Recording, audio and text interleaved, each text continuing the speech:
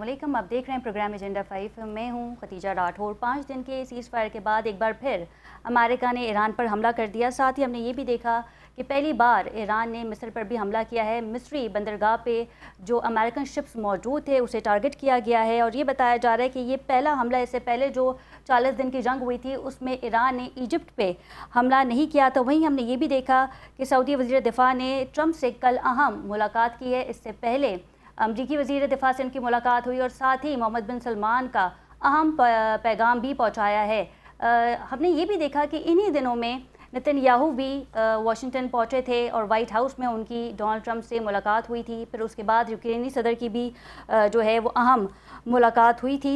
ये जो दिन है अगर इसे कैलकुलेट किया जाए तो बहुत ही अहम है। एक तरफ तो जो हौसी हैं वो सऊदीया पे अटैक कर रहे हैं, सऊदीया भी रिटेलिएट कर रहा है और उसी दौरान जब नेतन्याहू ने अमेरिका का दौरा किया तो वहीं सऊदी वज़ीर दिफा भी मोहम्मद बिन सलमान का खुसूसी पैगाम लेके जो है वो पहुँचे हैं। अब देखना ये है कि सूरत हाल जो है वो किस जानिब जाएगी। हमने ये भी देखा कि इराक़ की सरजमीन जो है वो सऊदीया के ख़िलाफ़ इस्तेमाल हो रही है और वाज़ेह तौर पे डोनाल्ड ट्रंप ने ये भी कह दिया है कि ये जो फोर्सेस हैं जो ईरान के हक़ में काम कर रही हैं, इराक़ में मौजूद हैं, ये एक कैंसर है। और साथ ही डोनाल्ड ट्रंप ने इस बात का भी एतराफ़ किया है कि चाइना दिफाई निज़ाम सिस्टम जो है वो ईरान को दे रहा है। और इससे पहले भी ये बातें हो रही थी कि 40 दिन की जंग में जो है वो चाइना और रूस ईरान को सपोर्ट कर रहे थे। अब वाज़ेह तौर पे डोनाल्ड ट्रंप ने भी कह दिया और साथ ही उन्होंने ये भी कहा कि हम देखेंगे कि मज़ीद मुआहदा आगे होगा या नहीं। जॉर्डन पे हमने देखा कि ईरान ने हमला किया था, जिसके बाद कल हमले किए गए हैं अमेरिका की जानिब से और ये बताया जा रहा है कि अगर ईरान ने अपने हमले बंद नहीं किए तो उसके बाद एक बार फिर जंग जो है वो वसी होती चली जाएगी। बाबुल मंदक का भी एक सिनेरियो मौजूद है, स्ट्रेट ऑफ हॉर्मुज़ भी ताहाल बंद है और इन तमाम चीज़ों में हमने ये भी देखा, अगर इस जंग से हट के बात करें तो यूक्रेन ने भी पोलैंड में मिसाइल दाग दिए हैं, यानी कि नेटो का जो दरवाज़ा है वो अब खटखटा दिया है। इससे पहले हमने देखा था कि यूक्रेन ने जो है रूस ने जो है वो यूक्रेन पे हमला किया था, लेकिन अब जिस तरीके से पोलैंड पे मिसाइल हमले किए गए हैं उसके बाद जो है ये जंग वसी हो गई है। यूक्रेन के बहुत अच्छे ताल्लुकात हैं डोनाल्ड ट्रंप के साथ, जबकि रूस के बहुत अच्छे ताल्लुकात हैं ईरान के साथ। और जो वाइट हाउस में अहम मुलाकात हुई थी यूक्रेनी सदर की, उसमें भी तमाम तर चीज़ों को डिस्कस किया गया था, क्योंकि यूक्रेन ने भी ईरान के शिप्स को टारगेट किया है। तमाम तर चीज़ों पे बात करेंगे। हमारे साथ मौजूद है मसूद खालिद साहब, साबिक सफ़ीर, इनके हमरा हैं मेजर जनरल रिटायर्ड समरेर सालिक साहब, ज़मीर असदी साहब ने भी हमें ज्वाइन किया है। तीनों को प्रोग्राम में वेलकम करते हैं। सबसे पहले रुक कर लेते हैं समरेर सालिक साहब का। समरेर साहब, अहम मुलाकात हुई है डोनाल्ड ट्रंप की और सऊदी के वज़ीर दिफा से। ये बताया जा रहा है कि इसराइली सूरत हाल पर बातचीत हुई होगी और इस वक्त क्योंकि सऊदीया भी जंग की लपेट में आ गया है, हौसियों का भी सिलसिला जारी है, सऊदीया ने जो है वो इराक़ पर हमला भी किया था। इस मुलाकात को आप कैसे देख रहे हैं? क्योंकि इस मुलाकात के बारे में मीडिया ने इतना रिपोर्ट नहीं किया, लेकिन एक्सियोस ने इस हवाले से एक तफसीलन पैराग्राफ भी लिखा है और उनका ये कहना था कि हंगामी बुनियाद पर डोनाल्ड ट्रंप के साथ ही देखिए, जंग के बाद जो मिडल ईस्ट का खदोखाल काफ़ी तेज़ी से बदल रहे हैं और एक वो टाइम था जब सऊदी अरेबिया की जो ट्रस्ट और कॉन्फिडेंस था अमेरिका के ऊपर वो एरोड हो रहा था और सऊदी अरेबिया जो है वो दूसरी ऑल्टरनेट ऑप्शंस देख रहा था अपने अपने फ्यूचर सिक्योरिटी स्ट्रक्चर के लिए। सऊदी अरेबिया ने पाकिस्तान के साथ भी एक डिफेंस एग्रीमेंट किया, लेकिन उसके बाद हमने देखा कि अमेरिका ने सऊदी अरेबिया को न्यूक्लियर डील ऑफर की, जो कि एक बहुत बड़ी एक चेंज थी और उससे लग रहा था कि अमेरिका जो लॉस्ट स्पेस है उसको रिकवर करने की कोशिश कर रहा है। इस वक्त को जो जंग की हालत है जिसमें कि बहुत सारे नए एक्टर्स जो है वो इस जंग में शामिल हो चुके हैं, जैसे आपने यूक्रेन का जिक्र किया, आपने पोलैंड का जिक्र किया, इजिप्ट का जिक्र किया और सऊदी अरेबिया वैसे ही इसमें शामिल हो चुका है। जबकि सऊदी अरेबिया जो है वो ये जो है उन्होंने यूएस के साथ मिल के इराक़ में जो मलेशियाज हैं उनके ऊपर अटैक किया है। तो एक ग्रोइंग कोऑपरेशन और कोऑर्डिनेशन नज़र आ रही है सऊदी अरेबिया और यूएस के दरमियान में। मैं ये समझता हूँ कि यूएस और इजराइल की डे वन से ये ख्वाहिश थी और एफर्ट थी कि रीजनल कंट्रीज इस जंग में शामिल हों, लेकिन ये कि अभी तक regional countries they were shying away और in spite of many setbacks जो उन्होंने सफ़र किए ईरानियन एक्शंस की वजह से, उन्होंने डायरेक्ट इस जंग में इन्वॉल्वमेंट से गुरेज किया। लेकिन अब सऊदी अरेबिया वो पहला मुल्क है जो कि इसमें एक्टिवली जी। इन्वॉल्व हो गया है। और मैं समझता हूँ कि ये जो मीटिंग है ये उसी तसलसल की कड़ी है, और डेफिनेटली इसमें वही कुछ डिस्कस हुआ होगा कि सऊदीया क्या रोल प्ले कर सकता है और कैसे ईरान को जो है वो सबड्यू किया जा सकता है, जो कि अभी तक अमेरिका और इसराइल जो है वो कामयाब नहीं हो पा रहे। बिल्कुल ठीक है। मसूद साहब, अहम मुलाकात हुई है डोनाल्ड ट्रंप की सऊदी के वज़ीर दिफा से। मोहम्मद बिन सलमान का जो है खुसूसी पैगाम भी पहुंचाया है, एंड उसी वक्त जब नेतन्याहू भी दौरे पे थे वाशिंगटन के। इन अहम मुलाकातों में क्या चीज़ें निकल के आ सकती हैं, आपकी क्या रीडिंग्स हैं?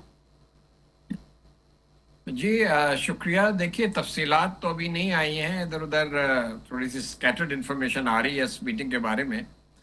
लेकिन बिल्कुल सही है कि जिस तरह कल सऊदी अरब और अमेरिका ने मिल के ईरानी जो ग्रुप्स है वहाँ पर इराक पे उसके ऊपर हमला किया, और उसके बाद ये जो है उसी असना में यानी कि सऊदी डिफेंस मिनिस्टर भी वहाँ पहुँचे और उन्होंने वाइस प्रेसिडेंट वान से भी मुलाकात की और लोगों से मुलाकातें हुई हैं। तो मेरा ख्याल है कि एक नई जो है एक नई कन्फिगरेशन जो है इमर्ज हो रही है वहाँ पर, और पॉसिबल है कि जो प्रेसिडेंट ट्रंप साहब ने जो चंद दिन पहले कहा था कि वो जो 123 एग्रीमेंट सऊदी अरब के साथ किया है, जी। वो उस सूरत में इम्प्लीमेंट होगा अगर सऊदी अरब जो है साइन ऑन करे अब्राहम अकॉर्ड्स को। तो पहली बात तो यह है कि एक तो मेरा ख्याल है कि यह अश्योरेंस या बताया जाएगा अमरीकी सदर को और अमरीकी हुकाम को सऊदी अरब की तरफ से कि इस पे जो भी सऊदी पोजीशन है यानी कि अब्राहम अकॉर्ड्स, पब्लिक पोजीशन तो ये है कि जब तक पैलेस्टाइन इशू को एक रीजनेबल तरीके से एड्रेस नहीं किया जाएगा तो सऊदी अरब जो है वो अब्राहम अकॉर्ड्स को साइन ऑन नहीं करेगा, उस पर दस्तखत नहीं करेगा। लेकिन अब वहाँ क्या बताया गया है प्रेसिडेंट ट्रंप को, और ये इजरायली वजीर आजम के दौरे के फौरन बाद ये दौरा हुआ है। लेकिन अगर मुझे तो थोड़ा सा ये लगता है कि सऊदी अरब शायद अभी भी ना चाहे कि ये जो है जंग का दायरा जो है वो बढ़ाया जाए। उसकी वजह यह है कि सऊदीज जो हैं उन्होंने ये देख लिया कि ईरान की जो ताकत है वो बहरहाल अपनी जगह पर है, और वो उस ताकत का जो नुकसान है वो सऊदी अरब को भी हो सकता है, और कुछ हुआ भी है, पहले भी हुआ है और अभी भी हुआ है। और दूसरी तरफ वो हुतीस के साथ जो है लेकिन ये वो जो महाज जी आ रहा मैं है। हुतीस की बात कर रही हूँ, यूएसए सेंट्रल कमांड के साथ जिस तरीके से सऊदिया ने मिलकर हमला किया है इराक पे, क्या समझते हैं आप कि ये जो हमला है ये मज़ीद वसी हो सकते हैं, हमलों में जो है वो शिद्दत आ सकती है? जी मैं उसी पे आ रहा हूँ। देखिए ना, बात यह है कि अगर सऊदी नुक्ते नज़र से आप देखें तो सऊदी इंटरेस्ट में तो ये नहीं लगता कि वो ईरान के साथ भी जो है वो तसादम की तरफ जाए, और हुतीस के साथ वो ऑलरेडी इंगेज्ड हैं, और इराक पे जिनके ऊपर उन्होंने हमले किए हैं ग्रुप्स, और वो भी रिटेलिएशन मोड में आ जाएं। तो मेरा ख्याल है कि ये दो चीज़ों पे होगा, हो सकता है, अब हम स्पेकुलेट कर सकते हैं कि सऊदी अरब ने एक तो अब्राहम अकॉर्ड्स पे अपनी पोजीशन को वाजे किया होगा, दोबारा वो पैगाम इसी किस्म का लेके गए हैं कि भाई देखिए अगर पैलेस्टाइन का इशू इस वॉर के बाद आगे कोई तस्वीर की तरफ जाता है तो हम तैयार होंगे अब्राहम अकॉर्ड्स को भी साइन ऑन करने के, लेकिन इस वक्त शायद हमारे लिए मुमकिन ना हो। दूसरी बात यह है कि वो ये पैगाम भी हो सकता है कि अमेरिका जो है इस जंग का जो दायरा कार है उसको महदूद करे और इसको बढ़ाया ना जाए, क्योंकि इससे सऊदी अरब को भी नुकसान होगा और बाकी जो अमेरिका के अलाइज हैं, पार्टनर्स हैं इस रीजन में, उनको भी नुकसान पहुंचेगा। क्योंकि ईरान तो बहरहाल जितनी भी उसकी ताकत है, अगर ये जंग बढ़ती है, और खतरनाक तो है इस वक्त सूरत हाल, क्योंकि लग ये रहा है कि दूसरे एक्टर्स भी इसमें इन्वॉल्व हो गए हैं, दूसरे कंट्रीज भी इन्वॉल्व हैं, और अगर तो कोई कोalition बनाने की कोशिश की गई ईरान के खिलाफ और फोर्स इस्तेमाल की गई तो उसका नतीजा क्या होगा वो उसके बारे में अभी हम कुछ नहीं कह सकते। तो मेरा ख्याल है कि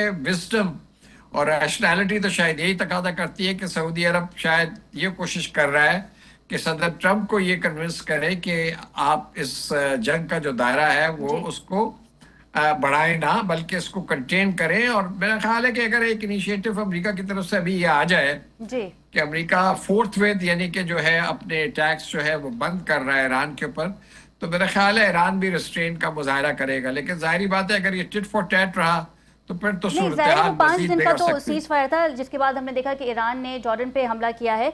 समरेश साहब, रूस ने भी जो है वो पोलैंड पे मिसाइल हमले किए हैं, जो कि यूक्रेन से 100 किलोमीटर की दूरी पर ही है। तो एक नई जंग जो है वो यूरोप में छिड़ने जा रही है, और क्योंकि यूक्रेन जो है, पोलैंड जो है वो नेटो का हिस्सा है, हम देखेंगे कि रशिया में भी वही हालात हमें देखने को मिल रहे हैं। Although Russia is very strong अगर देखा जाए असले के लिहाज से, फ़ौज के लिहाज से, लेकिन इस हमले को किस तरीके से कैलकुलेट किया जा सकता है? एक तरफ तो यूक्रेनी सदर मुलाकात कर रहे हैं ट्रंप के साथ, और एन उसी वक्त पे हमने देखा कि रूस ने पोलैंड पे मिसाइल दाग दिए। देखिए, मेरे नज़दीक जो ग्लोबल चेस बोर्ड है उसके ऊपर ये मूव्स और काउंटर मूव्स हो रही हैं। एक तरफ जो मेजर डेवलपमेंट अभी रिसेंटली हुई है कि यूक्रेन ने कैस्पियन सी में ईरानियन शिप को जी। टारगेट किया और उसको सिंक किया, जो कि that can be seen as an attack on Russia as well as Iran, दोनों के ऊपर। और वो ये भी देखा जा सकता है कि वो डेफिनेटली इसी जंग, जो ईरान के खिलाफ जंग है, उसी का हिस्सा है। बिकॉज अमेरिका के लिए ये चैलेंज बना हुआ है कि वो स्ट्रेट ऑफ हॉर्मज़ को ब्लॉक करता है, लेकिन ईरान की जो सप्लाईज है, क्रिटिकल इक्विपमेंट है, वो कैस्पियन सी के थ्रू रशिया से उसकी सप्लाई ऑन थी और जारी थी। तो उस रूट को भी इंटरडिक्ट करना, उस रूट को भी रोकना अमेरिका के लिए क्रिटिकल था।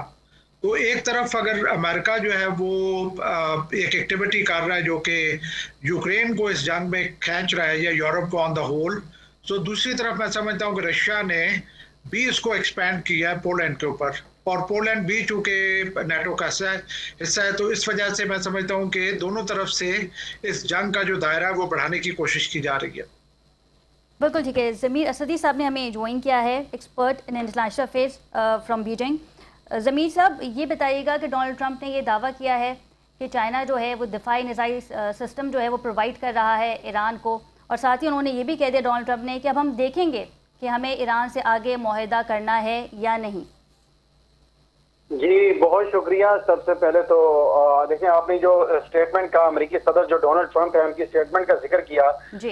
तो अमेरिकी सदर के जो बयानात हैं वो उनकी जो क्रेडिबिलिटी है या उनकी जो ऑथेंटिसिटी है वो इस वक्त आलमी सूरत हाल चल रही है, या उनका ईरान के साथ जो तनाज़ा है, या जो खलीजी ममालिक में इस वक्त मसाइल अब बढ़ते जा रहे हैं, हमारे सामने नजर आ रहे हैं कि ये जंग जो है फैलती जा रही है। तो डोनाल्ड ट्रंप के जो बयानात हैं, मेरा नहीं ख्याल कि वो इतने काबिल भरोसा है, जो खास तौर पर वो चीन के हवाले से देते हैं।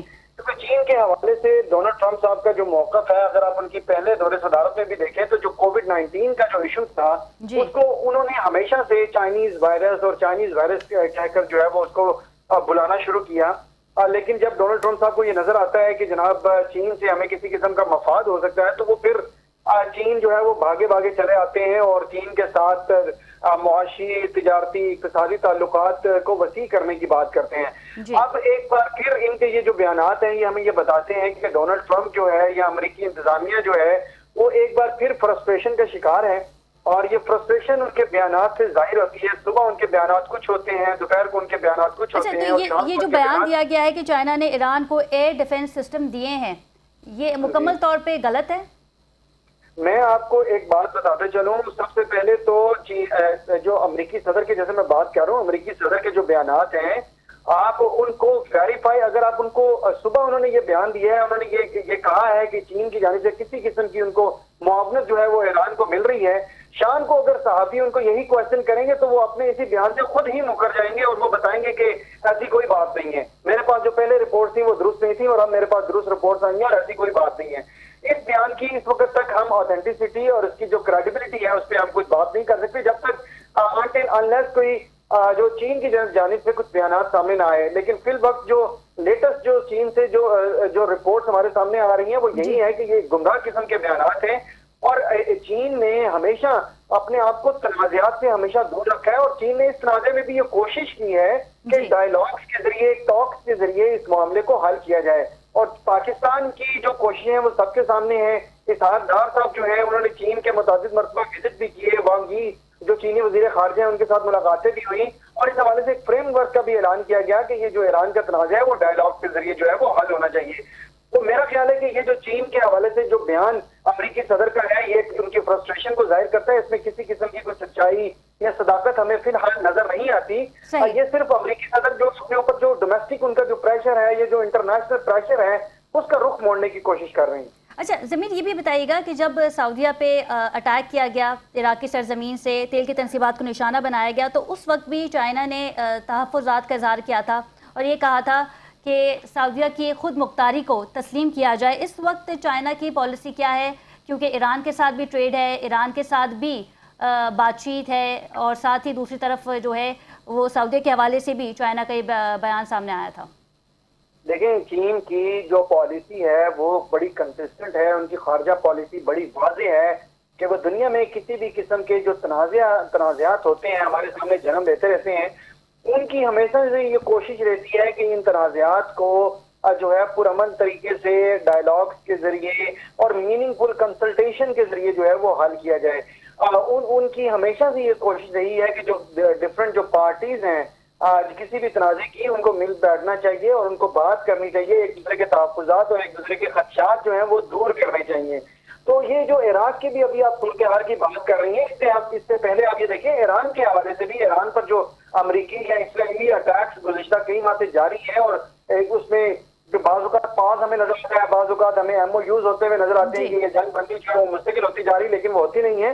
इस हवाले से भी चीन ने हमेशा ये मौक़िफ़ जो है वो अपनाया है और उसका बरमला इज़हार किया गया है कि ईरान की जो सलामती है, उसकी जो खुद मुख्तारी है और उनकी जो नेशनल इंडिपेंडेंस है, उसका भरपूर जो है चीन ने ये कहा है कि इसको रिस्पेक्ट किया जाना चाहिए, उनकी जो टेरिटोरियल इंटीग्रिटी है। लेकिन अमेरिका और इस्राइल की जानिब से उसकी ईरान की जो नेशनल इंटीग्रिटी है या उनकी जो सॉवरेनिटी है, उसका एहतराम नहीं किया गया। इसी तरह चीन जो है वो डेफिनेटली सऊदीया जो है वो चीन और सऊदी अरब जो है वो बड़े एक दूसरे के ट्रस्टेड पार्टनर्स हैं, स्ट्रेटेजिक इकोनॉमिक पार्टनर्स हैं। बिल्कुल, तो इसी पार्टनरशिप पे बात कर लेते हैं। मसूद साहब, ये कहा गया है डोनाल्ड ट्रंप की जानिब से कि मजीद ईरान पे जो है वो टैरिफ लगाए जाएंगे। एक तरफ तो अमेरिका हमले कर रहा है और दूसरी तरफ हम ये देख रहे हैं कि ईरान पे अमेरिका मजीद टैरिफ लगाने की बातें कर रहा है। क्या समझते हैं आप कि इस जंग में ईरान को माशी हवाले से अगर बात की जाए, माशी पॉलिसी के हवाले से भी बात की जाए, तो एक बड़ा धचका मिल सकता है?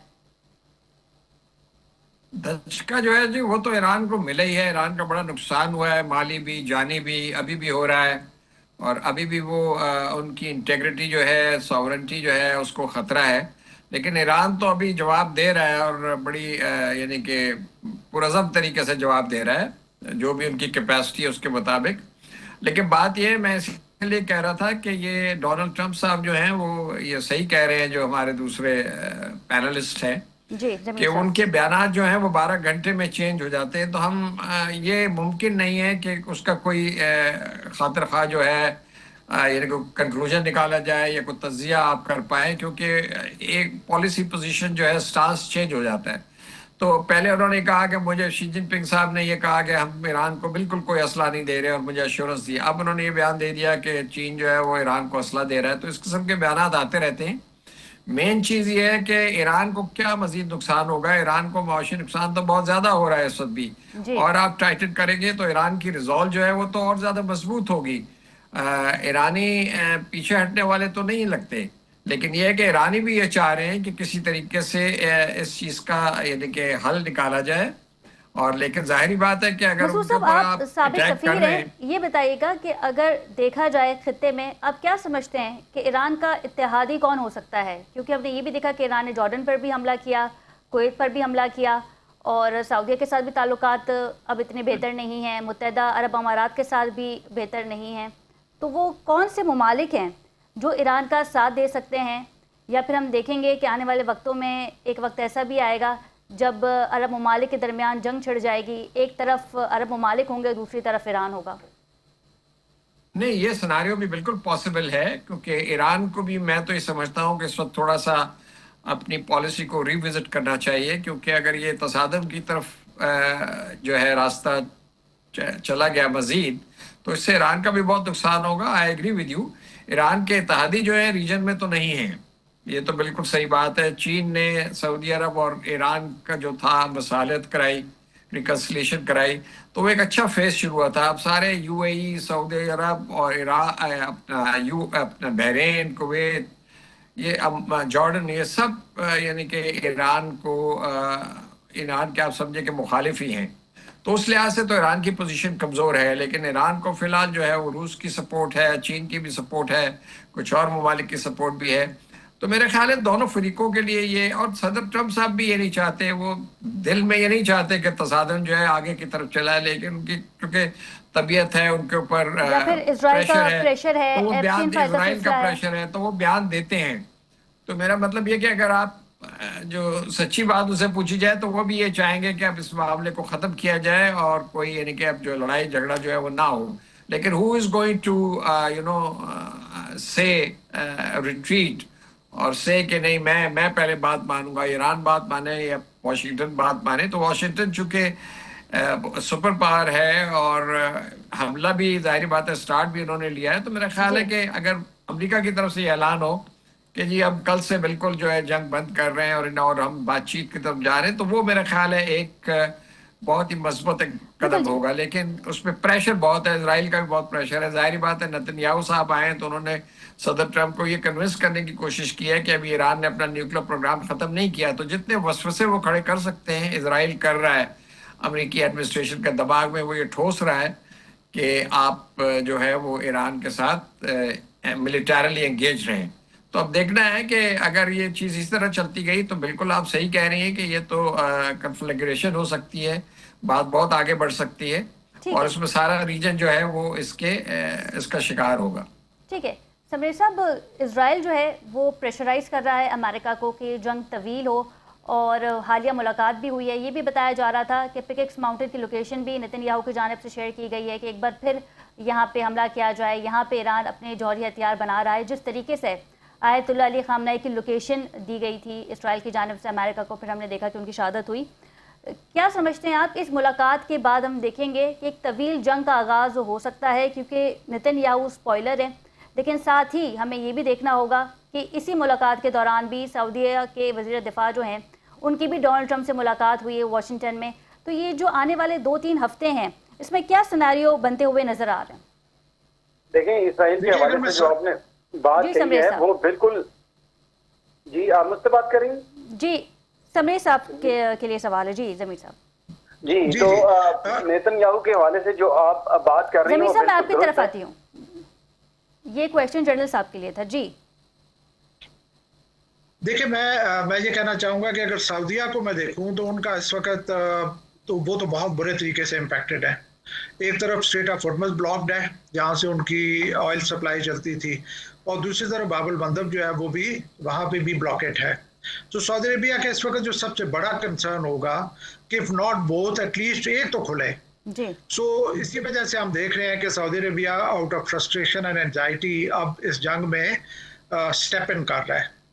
दूसरी रही बात इसराइल की, जो प्राइम मिनिस्टर नेतन्याहू की विजिट अमेरिका में, इसमें कोई शक नहीं कि इसराइल थ्रू आउट एक स्पॉइलर रहा है। इसराइल ही वो मुल्क था जिसने अमेरिका को इस जंग में धौंसा। दूसरा ये कि जिस तरीके से अमेरिका ईरान को एक थ्रेट क्रिएट करके तो मिडिल ईस्टर्न कंट्रीज़ को अपने साथ गले मिलाता था, इसी तरीके से इसराइल ईरान की न्यूक्लियर थ्रेट को हाईलाइट करके, ओवर प्रोजेक्ट करके वो अमेरिका को डराता है कि आप ये काम करें वरना बहुत बड़ा डिजास्टर होगा। एक और चीज़ जिसका मैं जिक्र करना चाहूँगा, और वो बहुत प्रोमिनेंट थी प्राइम मिनिस्टर नेतन्याहू की विजिट में, वो था उनका बॉडी पोस्चर, उनकी बॉडी लैंग्वेज। मैं इसको देखता हूँ कि प्राइम मिनिस्टर नेतन्याहू के लिए बहुत पॉलिटिकल चैलेंजेस हैं विद इन हिज कंट्री, और उन्होंने एक बड़ा अजीब सा एक कॉन्फिडेंस डिस्प्ले करने की कोशिश की है। आप किसी भी लीडर को आप नहीं देखेंगे जिस तरीके से वो प्राइम मिनिस्टर नेतन्याहू के साथ, प्रेसिडेंट ट्रंप के साथ बैठे हुए थे। मतलब ये ऐसे लग रहा था कि नेतन्याहू इज द बॉस और प्रेसिडेंट ट्रंप जो है इज द सबऑर्डिनेट। तो उन्होंने इस विजिट के थ्रू कुछ अपना पॉलिटिकल माइलेज गेन करने की कोशिश की है।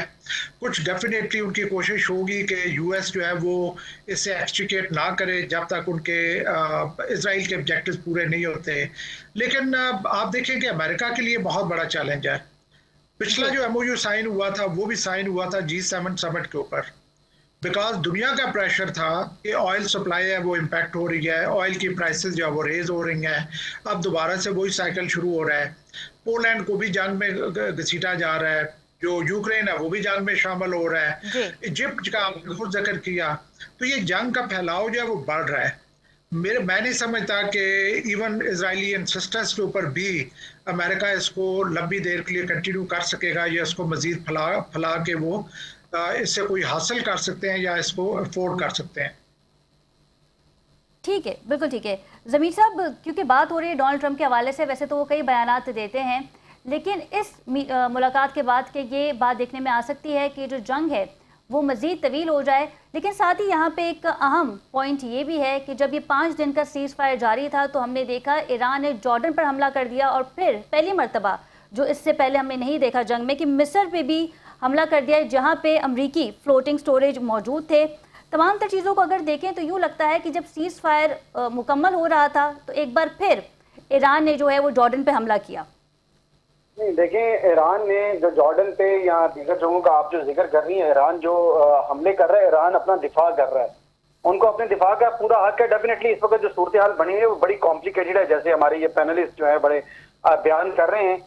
पूरी दुनिया में जो ऑयल की सप्लाई लाइन है वो मुतासिर है, और जब ऑयल की सप्लाई लाइन मुतासिर होती है तो पूरी दुनिया में जो है वो बड़े मसाइल, मुआशी मसाइल और इक्तिसादी और तिजारती मसाइल और इन्फ्लेशन के खतरात हमारे सामने है कि पूरी दुनिया किस तरीके से मुतासिर हो रही है। अब ये जो टेम्परेरी पॉज इसमें जो था और जिसमें जिक्र किया जा रहा है कि ईरान की जानिब से जो अटैक किए गए हैं, आप ये देखिए कि ईरान पर किस तरीके से लहर दर लहर जो है वो हमले किए गए अमेरिका की जानिब से। मैं बात कर रही हूँ ज़मीर साहब, ये जो 5 दिन का सीज फायर था उसके बाद हमने देखा कि ईरान ने जॉर्डन पे। बिल्कुल आप ठीक कह रही हैं। ये जो सीज फायर है ये उतना परमानेंट या उतना आप कह सकती हैं मौसर नहीं था जितना एमओयू के बाद हमें ये देखने में आया था कि अब शायद मुकम्मल हम जंग बंदी की जानिब जा रहे हैं। अगर वो एमओयू इतना मौसर साबित नहीं हुआ और दोनों जानिब से एक बार फिर जो है वो कशीदगी में दोनों जो फरीकैन है वो चले गए और एक दूसरे पर हमले जो है वो शुरू हो गए, तो मेरा नहीं ख्याल कि ये जो सीज फायर था 5 दिन का जिसका आप जिक्र कर रही हैं वो इतना इफेक्टिव था या इतना मौसर था दोनों अतराफ के लिए कि कोई भी जो फरीक है या दोनों ममालिक में से कोई भी एक दूसरे पर जो है वो हमला ना करता। ये अभी जो हमले हैं, चाहे वो सीज फायर 5 दिन का है या 1 हफ्ते का है, ये हमले जारी रहेंगे अनटिल अनलेस उन दोनों ममालिक के माबैन जो है किसी जो है वो भरपूर तरीके से या मौसर तरीके से कोई आलमी बरादरी की जो कुछ जमानत हो, कोई बीच में कोई ऐसा मुल्क पड़े कि जिसकी ये दोनों ममालिक बात मानते हों और वो सीज फायर मुकम्मल तौर पर हो जाए। पाकिस्तान ने भरपूर कोशिश की, कतर ने भरपूर कोशिश की, एक सीज फायर करवाया गया, एक एमओयू हुआ, लेकिन देखिए वो भी एक ज्यादा देर चल नहीं सका। तो मेरा नहीं ख्याल, जैसे आप जिक्र कर रही है कि ये जंग का फैलाव बिल्कुल बढ़ेगा। फिलहाल जो है अमेरिका से ये भी खबरें आ रही हैं कि उनको उनके जो असले का जखीरा है उसमें भी कमी का सामना है, शायद उस वजह से ये पास जो है वो हमें नजर आ रहे हैं। लेकिन फिल वक्त जो सूरत हाल ये है, मुझे ये लगता है, मेरा ये जाती ख्याल है कि ये जंग जो है वो बढ़ेगी। मुस्लिम ममालिक में जिस तरीके से हमले हो रहे हैं और खासतौर पर अब सऊदी अरब और अमेरिका की जानिब से भी ये कहा गया है कि वो भी इराक में भी कुछ कुव्वतों को जो है वो निशाना बनाया गया है, तो ये एक्सपैंड होने जा रहा है मामला। और मेरा ख्याल है कि सवाल ये है कि फिर चाइना की पॉलिसी क्या होगी, क्योंकि हमने माजी में भी देखा और अभी भी हम देख रहे हैं कि चाइना की पॉलिसी बड़ी डिसिप्लिन होती है। चाइना जंग नहीं करता, किसी के साथ जो है वो जंग में नहीं कूदता। ये बातें बिल्कुल ऑल्दो हो रही थी कि चाइना जो है वो असला प्रोवाइड कर रहा है ईरान को ऑन दी बैक हैंड, लेकिन ऑफिशियली जो है वो चाइना की जानिब से कोई स्टेटमेंट नहीं दिया गया। पाकिस्तान ने तो मीडिएशन करवाई, कतर ने भी करवाई। आने वाले वक्तों में हम देखेंगे कि अगर ये जंग तवील हो जाती है तो फिर चाइना का झुकाव किस खित्ते की तरफ होगा, ईरान की तरफ होगा, या फिर हम देखेंगे कि सऊदीया और मुत्तहदा अरब अमारात के साथ भी चाइना के जो ताल्लुकात हैं वो बेहतर होंगे।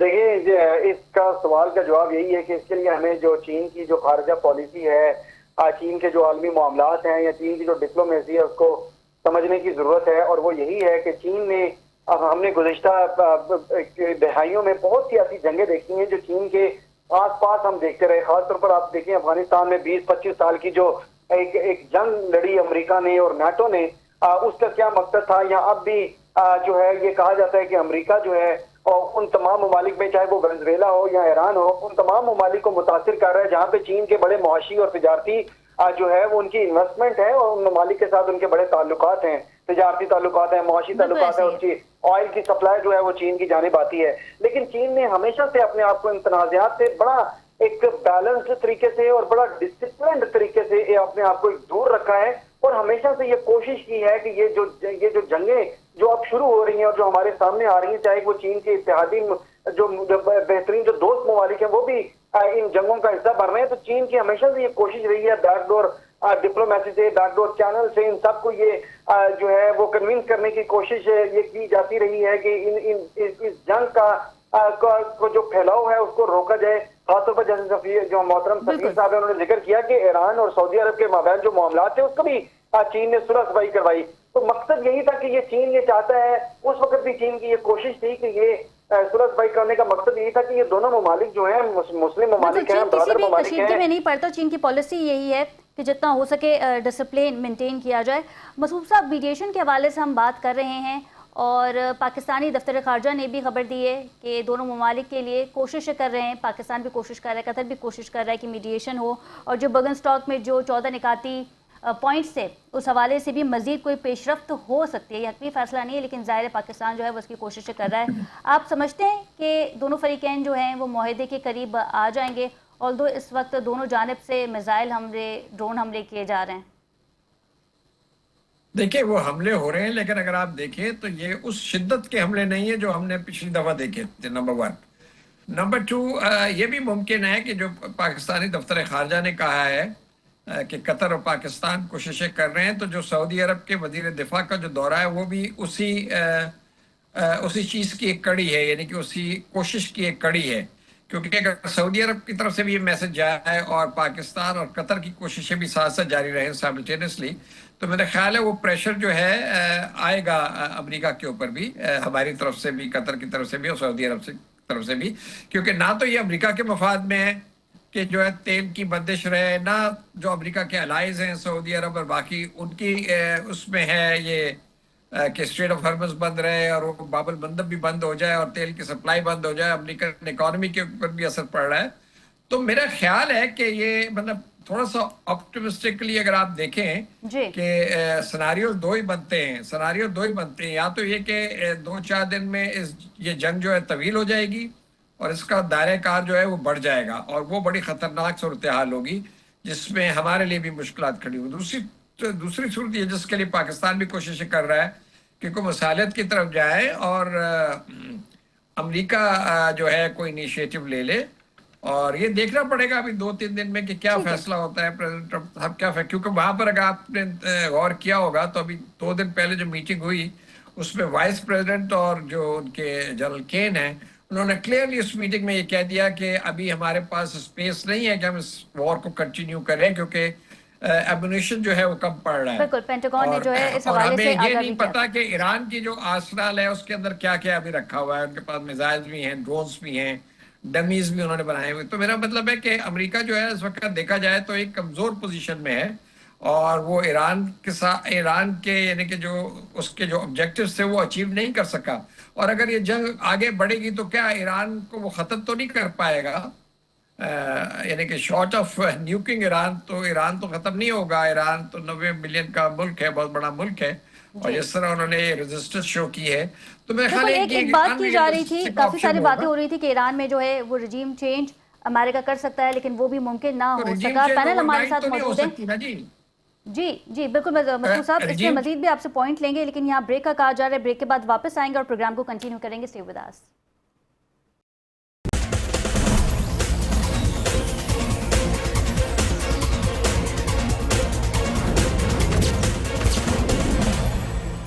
नाज़रीन, welcome back from the break. और हम बात कर रहे थे ईरान अमेरिका के हवाले से, क्योंकि वक्त की कमी है। पैनलिस्ट हमारे साथ मौजूद हैं, पॉइंट ले लेते हैं। सबरी साहब, हम बात कर रहे थे ईरान अमेरिका के हवाले से और फिर साथ ही पाकिस्तान जो मीडिएशन करवा रहा है, क्या समझते हैं आपके आने वाले दिनों में हम देखेंगे कि एक और बैठक हो सकती है, चाहे वो बर्गन स्टॉक में हो, कतर में हो या फिर पाकिस्तान में हो?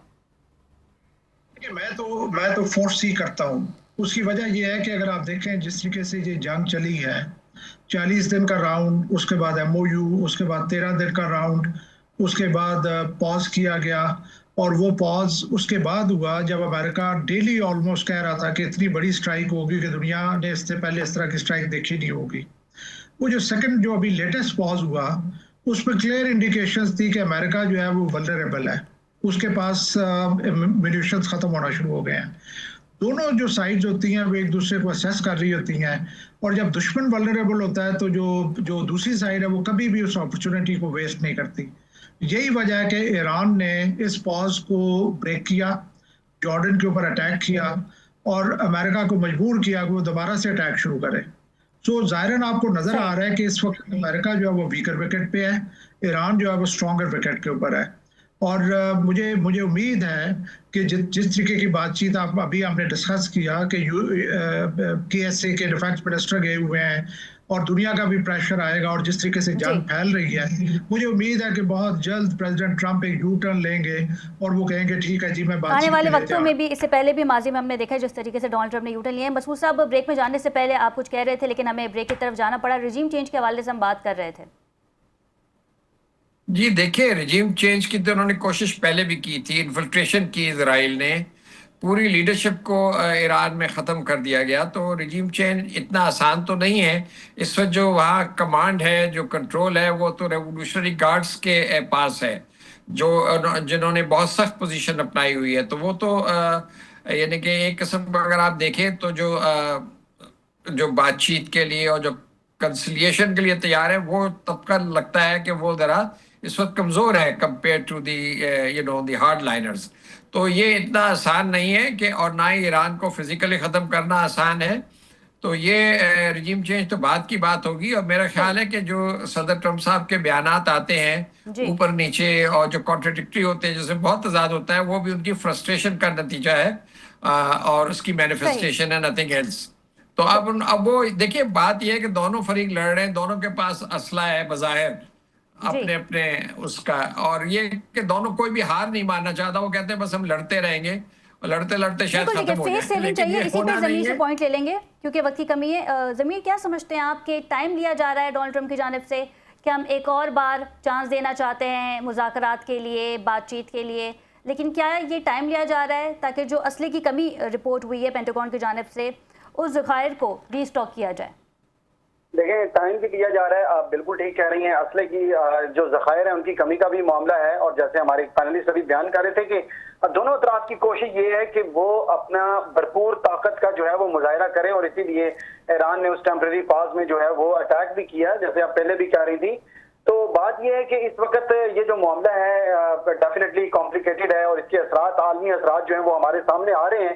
तो ये जो अब सूरत हाल बनती जा रही है, खासतौर पर खलीजी ममालिक और मिस्र और उर्दन, ये सारे इसमें अब जंग में शामिल होते जा रहे हैं, इन पर अटैक हो रहे हैं, और सऊदी अरब और अमेरिका की जानिब से भी हमारे सामने इराक पर जो है वो कुछ स्ट्राइक्स जो है वो नजर आई हैं। तो मेरा ख्याल ये है कि सबकी कोशिश यही है कि किसी ना किसी तरीके से इस मामले को खत्म किया जाए, लेकिन ये मामला जो है वो खत्म उसी सूरत में होगा जब अमेरिका या इसराइल की जानिब से मुकम्मल गारंटी दी जाएगी कि ईरान की जो खुद मुख्तारी है, उनकी सलामती है, और उसकी जमानत किसी तरीके से फराहम की जाए। जब तक ईरान की कौमी खुद मुख्तारी और सलामती की जमानत अमेरिका की जानिब से फराहम नहीं की जाती, मेरा नहीं ख्याल कि ये मामला जो है वो अब तक हमने अमन नहीं देखा है। बहुत शुक्रिया मसूद साहब, मेजर जनरल साहब आपका शुक्रिया, ज़मीर असदी साहब आपका भी शुक्रिया। ईरान अमेरिका की जंग के हवाले से नाज़रीन आज हमने बात की, और एक बार फिर हमने देखा कि अमेरिका ने ईरान पर हमले किए हैं, जिसके बाद ईरान ने भी पहली मरतबा इजिप्ट पे मिसाइल दागे हैं। प्रोग्राम का वक्त ख़त्म हुआ। अपनी मेज़बान खतीजा राठौर को इजाज़त दीजिए। अल्लाह निगहबान।